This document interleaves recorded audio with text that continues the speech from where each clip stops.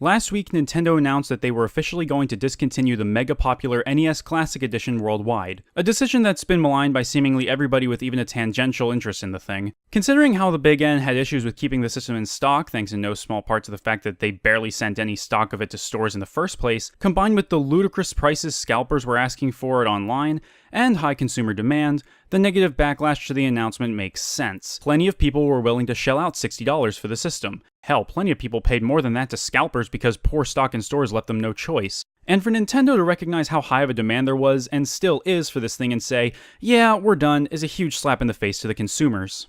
The thing is, though, once you start to think about why the system is being put out to pasture, at least for the rest of the year, though for now let's just assume it won't be coming back ever, you may realize that doing so may actually be in Nintendo's best interest as a business. You see, the NES Classic Edition launched in North America pretty much the same day Nintendo announced the discontinuation of the Wii U back in November, approximately 4 months prior to the Wii U's successor, the Nintendo Switch. The reason why production of the Wii U ended was simple. The console was a resounding financial failure and still wasn't really moving units. With all of the hype surrounding the NES Classic Edition, which would be a nostalgia trip for those who grew up with an NES in the 80s with 30 classic games for the console, combined with the fact that their current console was on its way out, Nintendo likely decided to make the NES Classic their holiday item. This proved to be a smart move considering that by the end of 2016, over 1.5 million units were sold, far more than what the Wii U likely would have sold, and thus was a more profitable decision despite paltry stock. But then the Switch launched last month and has already sold over 2 million units, and the reality of the situation is that Nintendo can make more money on the Switch than the NES Classic because of the one major difference between the two systems.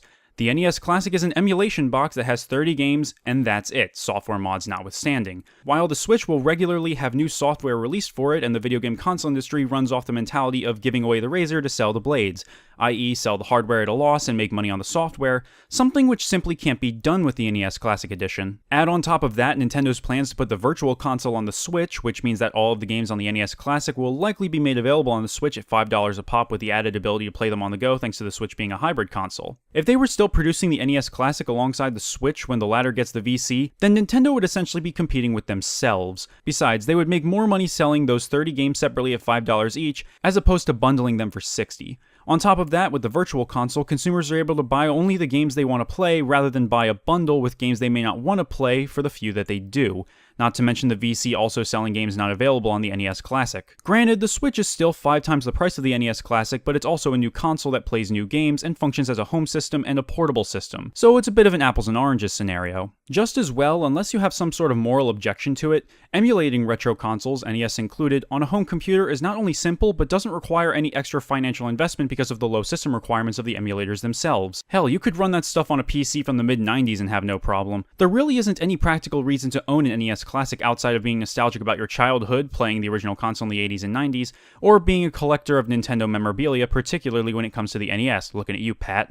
I personally never really took an interest in the NES Classic outside of the controller because it can be used as a classic controller for the Wii U or the Wii, since it uses the same plug that you would use to connect something to a Wiimote. However, even if all consumers were to be armed with this knowledge, there would still be plenty of them who would want the NES Classic anyway. And while I can't fault Nintendo for thinking about the future of the Switch in relation to the NES Classic, I certainly don't think they should discontinue it until the Switch Virtual Console is ready. Would they take a bit of a loss on potential revenue from the VC? Well, of course, but they would retain more goodwill with consumers without sacrificing major profits, provided they actually send reasonable stock of the emulator box to retailers in the first place. And if that Super NES Classic Edition is true, they better fucking do that. The bottom line is this: the NES Classic Edition wasn't long for this world and was more or less just a way for Nintendo to have a fiscally successful holiday season while tiding over consumers for the Switch, even if stock was absolutely atrocious, and no, I'm not letting go of that. Discontinuing it is a smart business move in the long term, but is certainly a dim-witted move in the short term unless the Switch Virtual Console is about to launch and their lips are sealed about it for whatever reason. The resentment felt by consumers over the whole ordeal will possibly come back to bite them, and they can't really afford to ignore their consumer base when they're only just starting to put the Wii U's failure behind them. The NES Classic Edition was going to go away at some point, but right now is a bit too soon.